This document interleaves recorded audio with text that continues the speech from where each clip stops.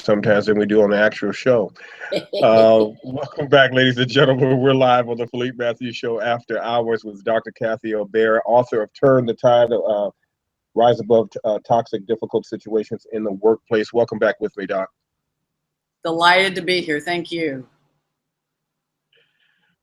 Fantastic. Well, this conversation is a peak conversation to begin with. It's whites who are scared to be called racist or to be considered a racist, and it's probably for whites the worst thing to be called in this day and age is to be called a racist. Let's first speak to that aspect, and then we can dig deeper as we go along. Well, I personally relate, and these days when I'm on campuses and organizations, so many whites say to me, I'm scared to speak up, I'm scared to say anything, because what if I get it wrong? What if I make a mistake and someone calls me a racist? And I get it. When I was growing up, a racist was the KKK, White Citizens Council, folks that were actively Nazis, white nationalists, and I had those folks evil, not just doing evil, but as a kid, I thought so I wanted nothing to do with that. And so I can just tell you story after story of how I had this image, I'm this hamster in a wheel, just running as fast as I can, doing whatever I can so people of color would not only like me, accept me, but never call me racist, because that would be the worst thing in the world. Mm-hmm, mm-hmm. So for me, what I did was I always tried to look good. I always tried to say the right thing, walked on eggshells. And I even would go after other whites. So people of color would see me as the whites that would, confront other whites. And my hope was they wouldn't look too closely at my behavior. You're smiling, so you can relate. Yeah, I can totally relate to that. Yeah, there are a lot of whites like me. So then, just about 20 years ago, 1997, I was in a developmental lab where I was one of 5 people being checked out to see if I was going to get to be a leader of workshops in this one organization. We were about 50 people in the 5-day lab, and I thought I was doing great. Then I got very clear, direct feedback from 2 different folks of color that were in leadership, the very highest person in leadership and then one of her team. And in both cases, they called me on my behavior and said, what you did in public to them was coming out of racial stereotypes. I had disrespected them. I hadn't respected their authority. I had disagreed with them, and not in ways that one does to their supervisor. I disagreed with either like as their peer or that I actually, very common behaviors of whites to people of color in leadership.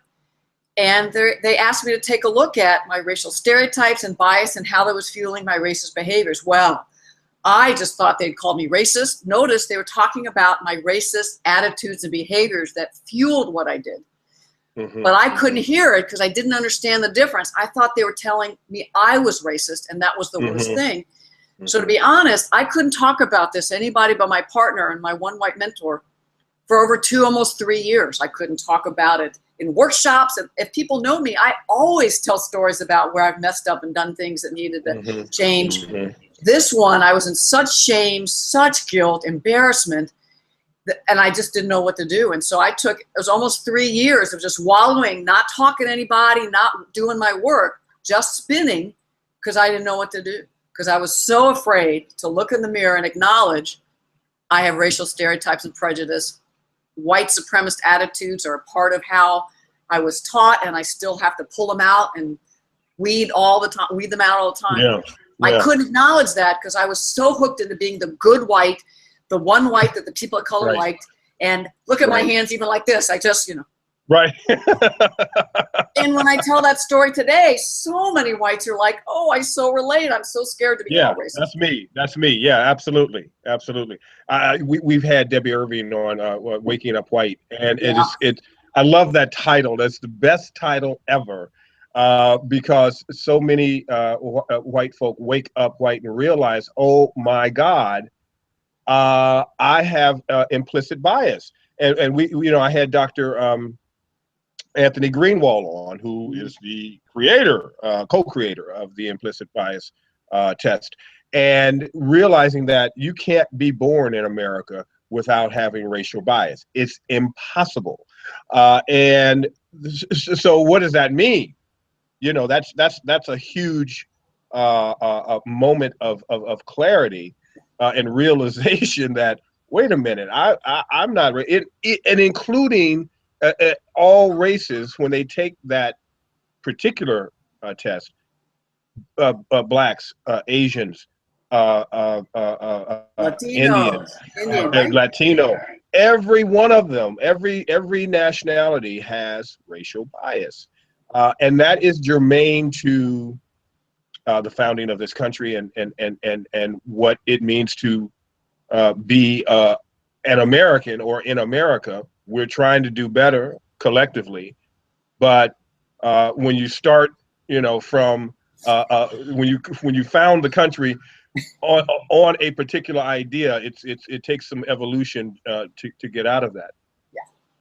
With you, so with you and other whites who are waking up white and waking up to their racial bias, what was that like for you when you had when you know, you're the white fighter, you know, I'm fighting for justice, and you know, and also being part of the LGBT community, that probably impacted you even more because you thought that I am probably the epitome, the poster child of diversity and love and understanding and caring.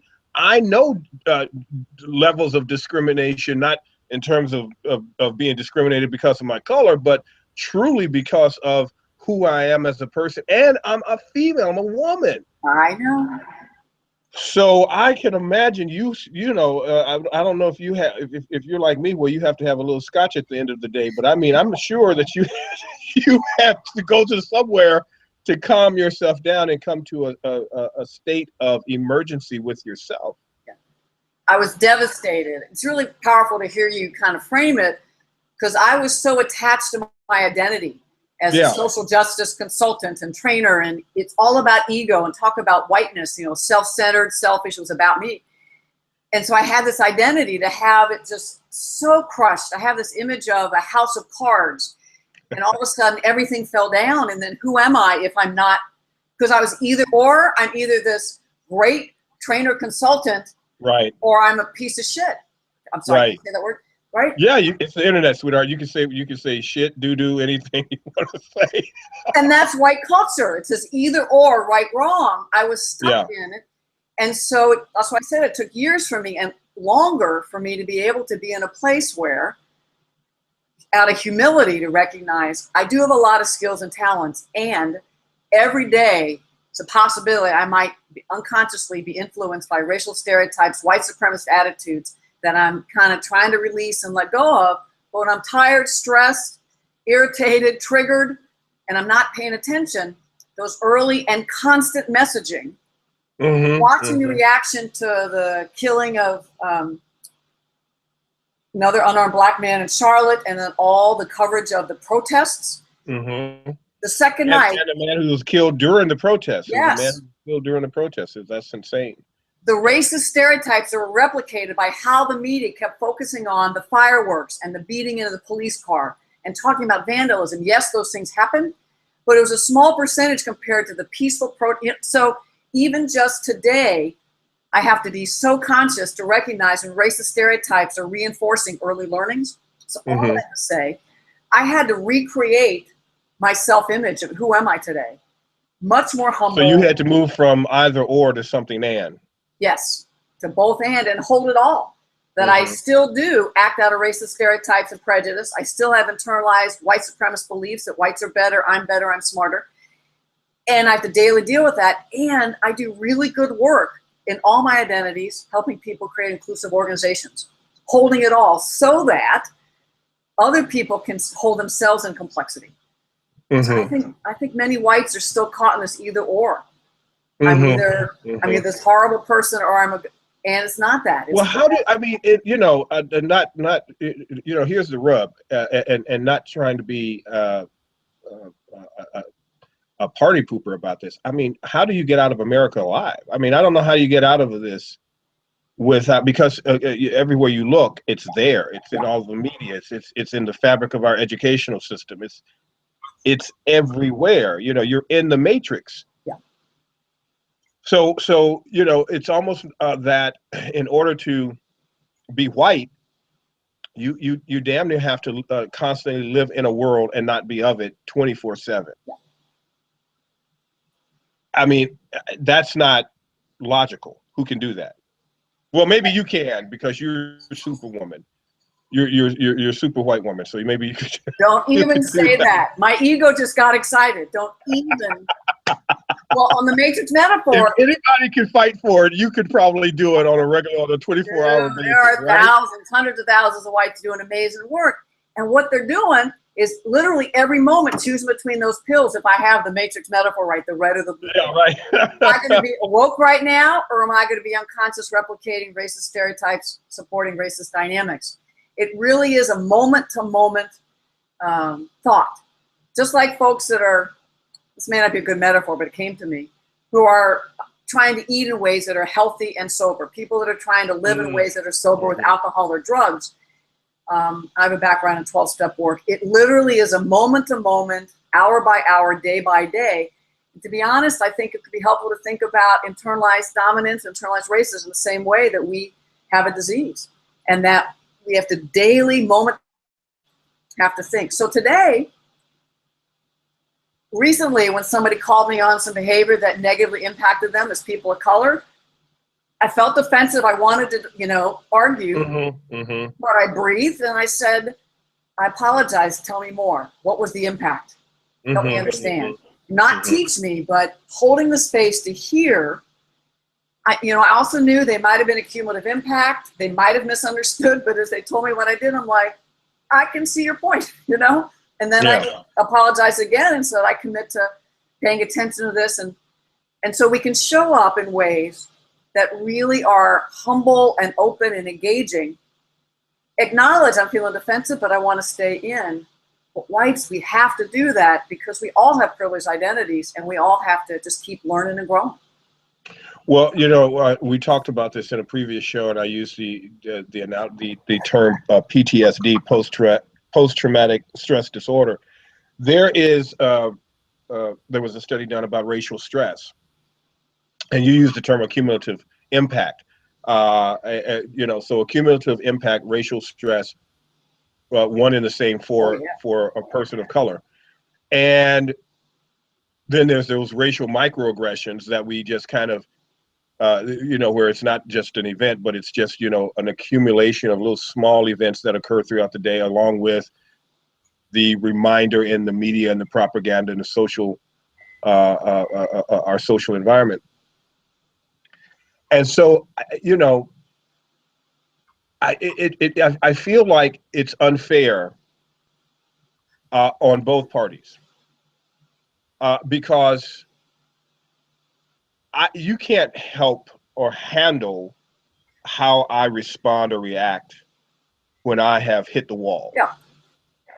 In how this has all affected me.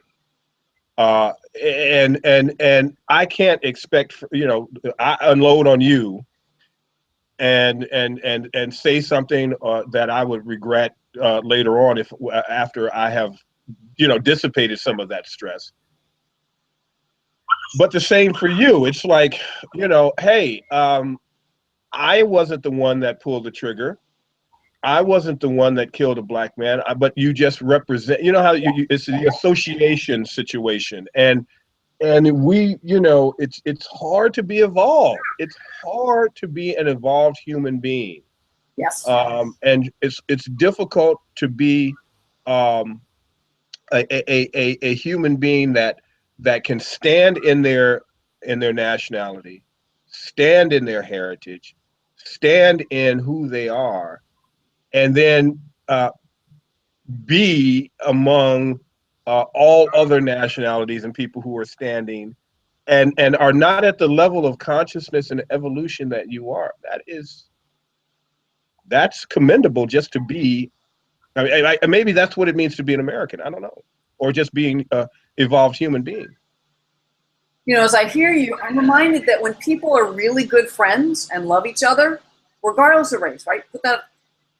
Then somebody can have an off day and the other person just kind of, you know, holds that space. And so most people can do what we're talking about when there's a significant relationship and love and respect. Across race, especially whites, we have so little, we've initiated so little opportunity to build significant, meaningful relationships with Latinos, Asian Americans, Native Americans, African Americans, people of Middle Eastern heritage, biracial, right? We just stay back scared. So when we're interacting across race, there might be a friendship. We may think we're closer than we are, but there's not the relationship within which to hold the conflict and have the understanding you're talking about. So if as a white person, I'm off and I say something that's out of racist stereotypes, my colleague of color may not have enough grace because I haven't invested in the relationship. And they're like, I do this with every other white person, and now you're telling me perfectly logical explanations and trying to explain away what you just did. But if in relationship, I have friends of color and colleagues of color that kind of look at me and they just have to give me a look, and then I'm like, oh, I'm sorry. You know, and I recognize what I did. Or they say, are you okay? It's in relationship. Short of what you talked about and what I talk about in the book is all the same, is really understanding that we all get triggered all the time. So how can we, in those moments, recognize the other person may be triggered and hold the energy, hold the space? So there have been even friends of color that, as I look back, were cumulative impact. What I said wasn't appropriate. Maybe this much energy could have handled it, and they came with this much. Didn't feel good. I was able to realize this is bigger than me and just stay present. It's like, okay. I listened, heard what I did, owned my part, and then as they heard themselves share, they kind of sat back. I mean, this is the pattern, and said, you know, as I talked to you, I realized I was already triggered. So as the white person, if I entered by saying, you're a cumulative impact, you're triggered, what I did wasn't that big a deal, right? I'll just escalate it. But by holding the space, understanding that this time I may not have said something that was this much, but there have been other times, or they're cumulative impact because I've done 3 things over the last day, and just stay open to the possibility to learn something in that moment. Not that I'm a bad person, but what can I learn here? And most of the time, we end up having a fabulous dialogue, and the person, my colleague of color, will say, you know, this just happened to me, and I'm sorry I took a bit out on you. And I say, hey, I understand. Tell me more what happened to you. And then we can deepen our relationship because I can show up, not defensive, not worried you to call me racist, not defending, but as a friend and a colleague would, who has the privileged identity to say, I get it.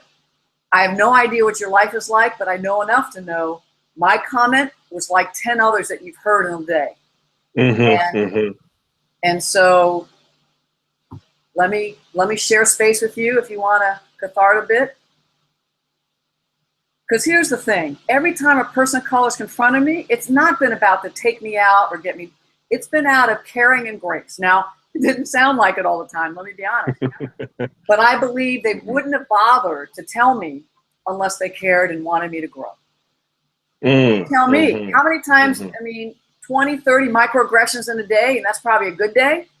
How many times do folks of color invest their time, energy, spirit into giving feedback? Now, they might confront to say, don't do it, but to really say, Kathy, I trust you might not have meant it, but let me tell you the impact you just had. That is love. And so when I remember that folks of color are going way out of their way to support my growth and healing in that moment, then I can sometimes be like, oh, I'm sorry, tell me more. Here's what I intend to do differently. So I can see it as a chance to learn and grow, support, coaching, because that's what, at least in my experience, folks of color are doing, multiracial folks, because it takes so much energy to cross race lines and confront a white person. And it's dangerous. I got more power and privilege. So they're being incredibly vulnerable. If I can hold it as a gift, not worry about being called as racist, not my ego, my reputation, but show up as a learner, that's what has helped me get to where I am today. And hopefully it will keep helping me get to be where I'll be, because I'm going to keep learning and unlearning till I die as a white person. Right. Now, the most of the people that you know and I know that are able to have these conversations and discussions are and I don't want to create a different level of prejudice, but we're, you know, let's just call it what it is. We're evolved and exceptional people because we're able to have these conversations and have these dialogues. The majority of people, and I'm speaking from my own level of evolution and where I have come from, but I'm able to go back and identify thinking, and sometimes how I can go back into that level of thinking. Oh, There's yeah. a resentment of white people that black folk have, that is probably just as deep, if not deeper, than the disdain white people have for people of color, for black people. The other aspect of that is that it's not just we don't like white people because of what they have done historically and who we think they are inherently. It's the cancer of racism that whites have spread to all nationalities around the globe. Yep. So it's that level of resentment. It's not just you. It's not just black and white. It's also that, you know, Arab nations, Asian nations, Indian nations, Latino nations, Mexican nations, all of these various different nationalities look at a black man and a black person with through a particular lens that was created by white supremacy. Yes. And that is, well, you talk about a racial stress and microaggression. That ain't a microaggression. That's just a constant hum. Yeah. Right? So, so you're right. The people who come to you, yo, Kathy, let me talk to you about this. This is yeah, you've triggered something here. Yeah, they probably really do love you because that is also part of their narrative that they have had to deal with from birth. Speak to us about that. You really helped me realize how much whites have exported white supremacy, racism through colonization, imperialism, wars. And I forget the larger context when a person of color is confronting me because I'm like, don't call me racist. So I'm here. Right. So it's really helpful for me to either through movies or readings or talking to people or going to programs to just remember the larger complex context within which someone's taken the courage to talk to me. Just reminding me how much more respect I have for folks of color. Let me be clear. I don't expect people of color to confront me.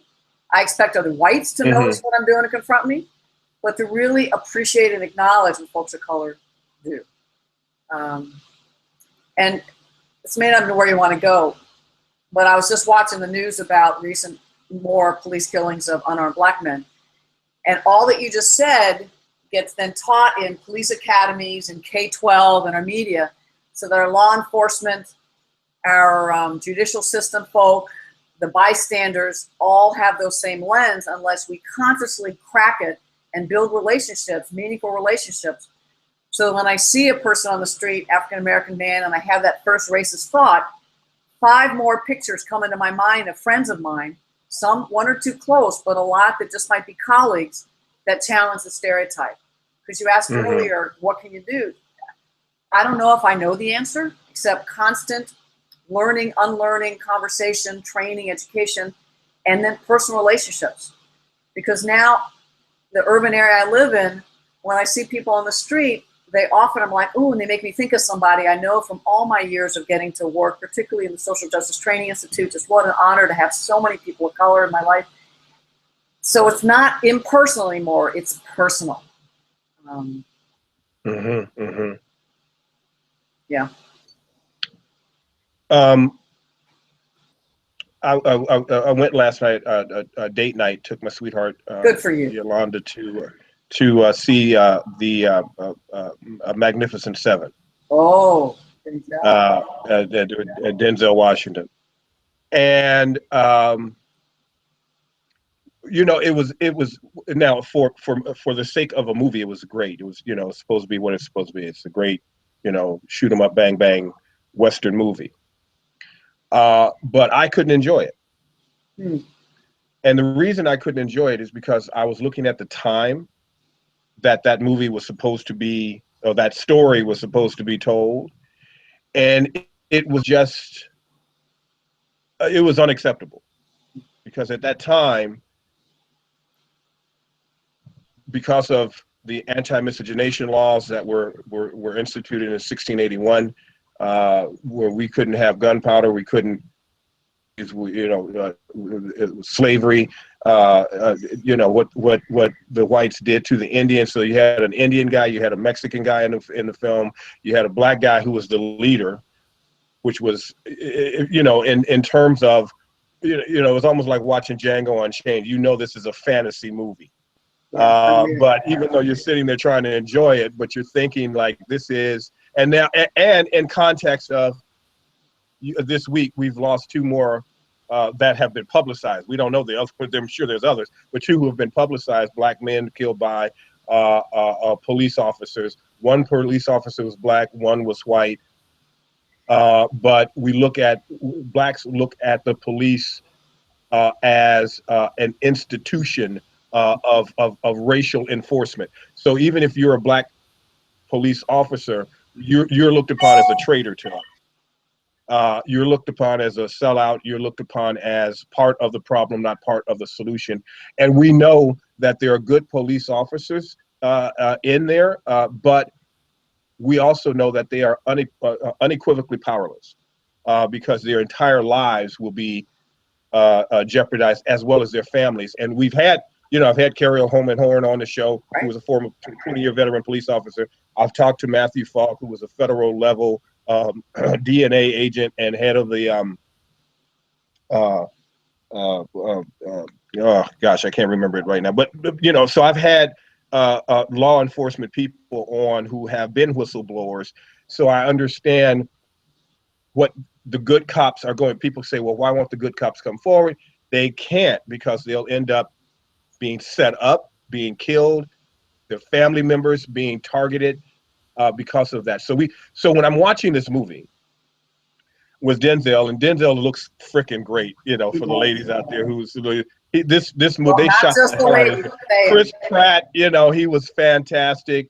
There was a couple of little racial slurs in there, you know, about the Mexicans or whatever. Then you had this Indian who was fighting with these, and then the reason of the movie, the storyline of the movie is this rich white guy who is trying to take this land, kill this lady's husband, and this lady now wants to get her town back, seek revenge, and it was just, I couldn't get into it because of all of the racial lies of that time and of that era. And this is something that when you start to become conscious, when you start to evolve, it's difficult because we understand propaganda is the media. And if it's everywhere, then there's a point where you have to pull back from the media that you're taking in, that everybody else is enjoying as status quo, but you don't see the hidden racial messages in these movies and in the media. Has any of this impacted you as you have evolved, and some of your friends and colleagues? I remember jokingly but serious saying to people at the Social Justice Training Institute, once you start to get more awareness, you can't go to movies anymore. You can't watch TV, or you just always be angry. To be honest, I went to the Book of Mormon with friends of ours who were in town, and if they hadn't been with us, I would have walked out. The homophobia, the sexism, but the racism was just so outrageous. So I tell you that I have trouble in anything that's mainstream. And what you just did actually goes back to what you said before. What can we be doing? We're out with friends watching a movie, and then you go get something to eat. Well, you talk about the movie with a social justice analysis. And I'm not saying don't have it like this, but just say, you know, I'm a little unsettled. You know, I love seeing Denzel, but at the same time, and just pose some dilemmas. It's what faculty and K-12 teachers can be doing in the classroom using current media, music.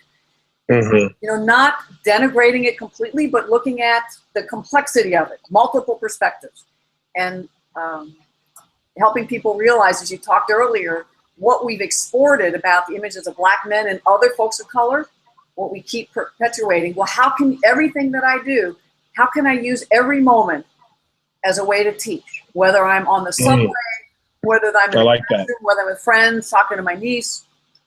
Now, I just literally felt exhausted saying every moment. To be honest, though, as a white person, I think that's my responsibility, my challenge, my ethical call.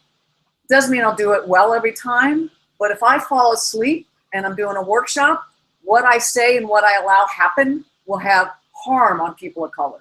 And so I cannot afford, in my business, my work, or in my day-to-day, if I really believe I'm a social justice change agent, I can't afford to fall asleep even for 5-10 minutes. And if I do, then I just need to wake up again. What did I miss? What can I learn? And I'm not saying awake like I got it all, but as awake as I am and on the journey to more wokeness, I think. You know, at my age, I'm not sure if I use terms right anymore, but I think that was close to being woke, trying to be cool. You are cool. You are cool, Kathy. Just trust me on that.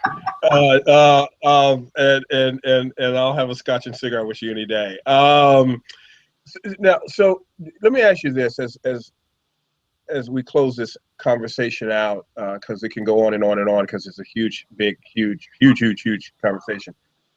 Sound like Donald Trump? Huge, big, really big. Do you resent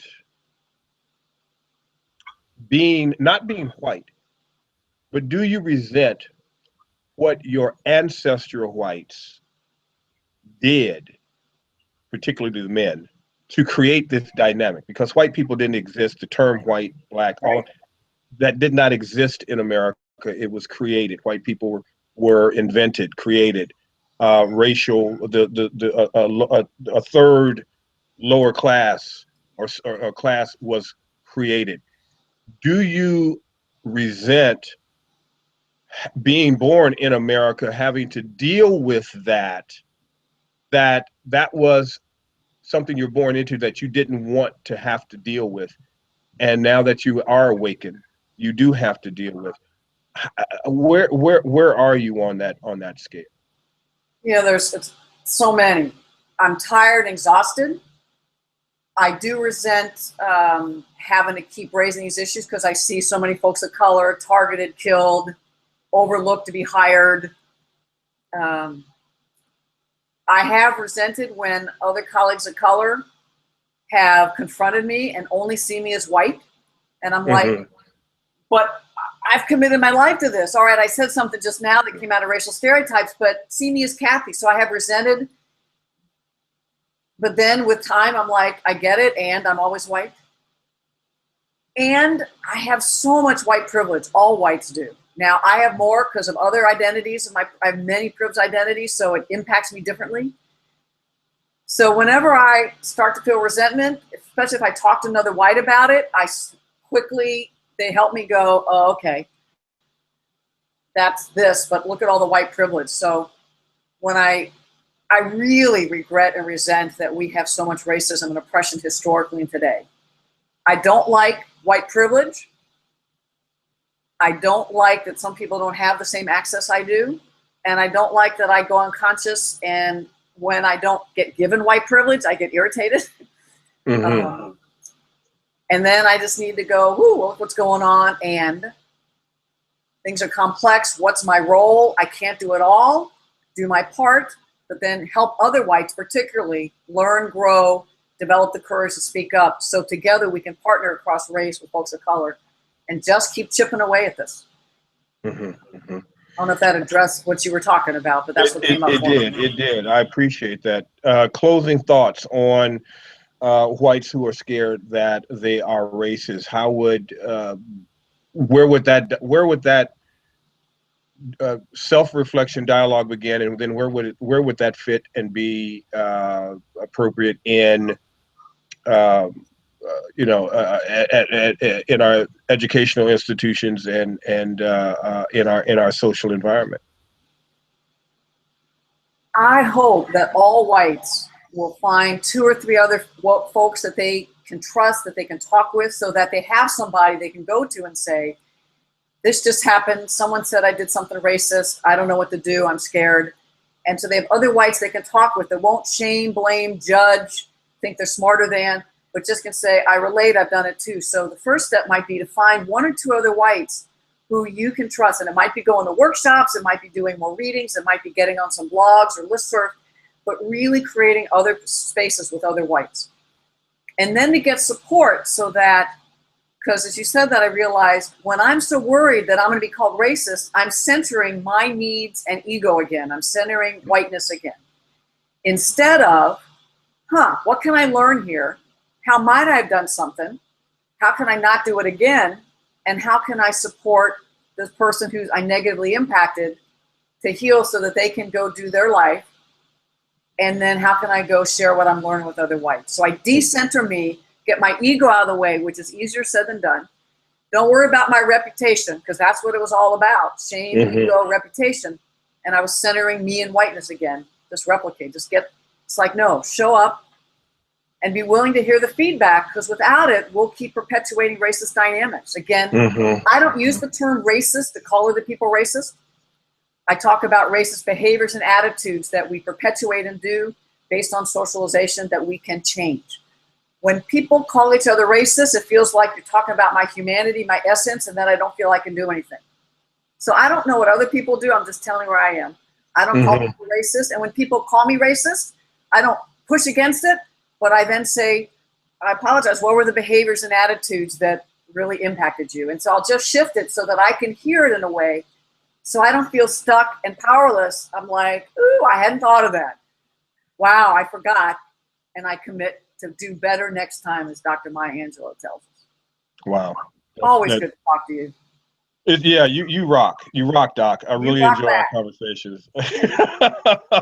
All right, so stick around with me in the green room as we sign off, ladies and gentlemen. This is Philippe Matthews on the After Hours show, talking about race relations in America and healing with Dr. Kathy Obear. The book is Turn the Tide. Go to Amazon and get it. It is a book that I think, even if you are not in a diversity training or diversity work, it will give you a whole new subset of language and context that will help you with your our daily racial aggressions and racial stress. We'll see you next time. Take care.